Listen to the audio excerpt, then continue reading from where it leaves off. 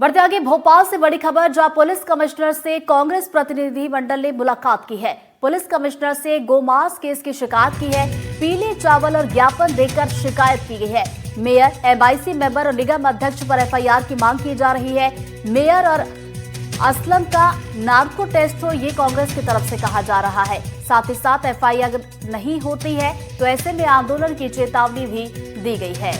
तो भोपाल से इस वक्त की बड़ी खबर से आपको अपडेट करवा रही है, जहां पुलिस कमिश्नर से कांग्रेस प्रतिनिधि मंडल ने मुलाकात की है और गोमांस केस की शिकायत की गई है। बताते चले, पीले चावल और ज्ञापन देकर शिकायत की गई है। ये पीले चावल लेके, ज्ञापन लेके हम आए। शर्म आनी चाहिए नगर निगम को कि किस तरीके से हिंदू धर्म की बात करने वाली ट्रिपल इंजन की सरकार महापौर चुपचाप परिषद में ना भेजकर एमआईसी में संकल्प को पारित करती है। इसमें गौमांस भोपाल में प्राप्त हुआ है, ये स्पष्ट हो चुका। महापौर के खिलाफ एफआईआर होनी चाहिए। और कौन लोग इसमें पैसे ले रहे थे, किसके माध्यम से पैसे चल रहे थे, उन अधिकारियों के खिलाफ एफआईआर होनी चाहिए। महापौर का और असलम चमड़े का नार्कोटिक टेस्ट हो, उस टेस्ट के माध्यम से पता चलेगा कि कौन कौन लोग इसमें इन्वॉल्व हैं। ये न केवल भोपाल का बल्कि पूरे सनातन और हिंदू धर्म का अपमान है। इसको हिंदुस्तान और मध्य प्रदेश बर्दाश्त नहीं करेगा। ज्यादा जानकारी के साथ सहयोगी आकाश हमारे साथ जुड़ गए, सीधा उनका रुख करेंगे। आकाश, देखिए शिकायत की गई है, ज्ञापन सौंपा गया है, शिकायत में क्या कुछ कहा गया है? देखिए, ये मांग की गई है कि जिन अधिकारियों की मिली भगत है उन अफसरों पर कार्रवाई की जाए और इसके साथ ही इस पूरे प्रस्ताव को सीधे एमआईसी से क्यों पास कराया गया, इस सवाल कांग्रेस के तमाम नेता उठा रहे हैं। क्योंकि ये नगर निगम के परिषद में प्रस्ताव क्यों नहीं पहुंचा। पीले चावल लेकर ये कांग्रेसी पहुंचे थे। पीले चावल उस वक्त दिया जाता है जब हम किसी को आमंत्रित करते हैं, तो कार्रवाई के लिए एक तरीके से आमंत्रित करने की कोशिश की गई है। कंज भी पुलिस की कार्रवाई पर दिखाने की कोशिश कांग्रेस कार्यकर्ताओं द्वारा की गई है।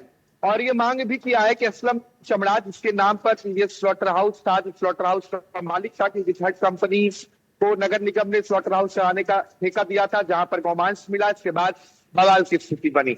असलम चमड़ा और भोपाल की महापौर मालती राय का नार्को टेस्ट कराया जाए, इस मांग को लेकर पुलिस कमिश्नर को ज्ञापन सौंपा गया है। हालांकि पुलिस इस मामले में पहले 2 लोगों को गिरफ्तार कर चुके, इसमें असलम चमड़ा भी शामिल है। इसके साथ ही स्लॉटर हाउस पर अस्थायी रूप से ताला लगा दिया गया, यानी कि यहाँ पर किसी भी तरीके के पशुओं का वध नहीं हो रहा है, ना ही कोई काम हो रहा है। मध्य प्रदेश की राजधानी भोपाल में जो मामला बीते दिनों सामने आया गौमांस मिलने का, उसने इस कदर तूल पकड़ा है कि न सिर्फ विपक्ष के नेता बल्कि सत्ता पक्ष के तमाम नेता इस मसले पर सवाल उठाते हुए नजर आ रहे हैं।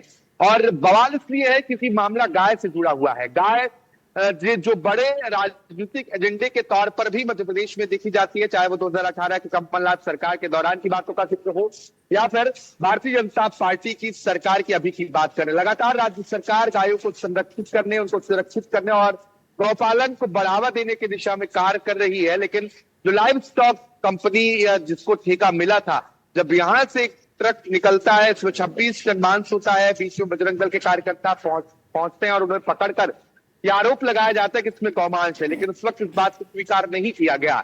जब बाद में पुलिस की जांच रिपोर्ट आई तो पूरा नहीं, लेकिन कुछ हिस्सा जो है वो गौमांस का पाया गया, जिसकी पुष्टि हुई है। क्योंकि मध्य प्रदेश में गौमांस पर पूरी तरीके से गौमांस के वितरण, भंडारण और परिवहन, गौवध पर प्रतिबंध है। इसके बावजूद अगर ये घटना सामने आती है तो वाकई में ये चिंताजनक विषय है। और क्योंकि एक खेत पकड़ी गई है, क्या इसके पहले भी ऐसी कोई वारदात को अंजाम दिया गया? क्या नगर निगम के अन्य स्लॉटर हाउस से भी ऐसी गतिविधियां संचालित हुई हैं? जी, लगातार चाहे वो एमआईसी की बैठक हो, एमआईसी की बैठक से लेकर हर जगह पर हंगामे की स्थिति देखने को मिल रही है। बिल्कुल, तो ये स्थिति हमने भी देखी। हालांकि अब देखने वाली बात होगी इसमें आगे और क्या कुछ कार्रवाइयां देखने को मिलती है। बहुत बहुत शुक्रिया आकाश, आपका तमाम जानकारी के लिए।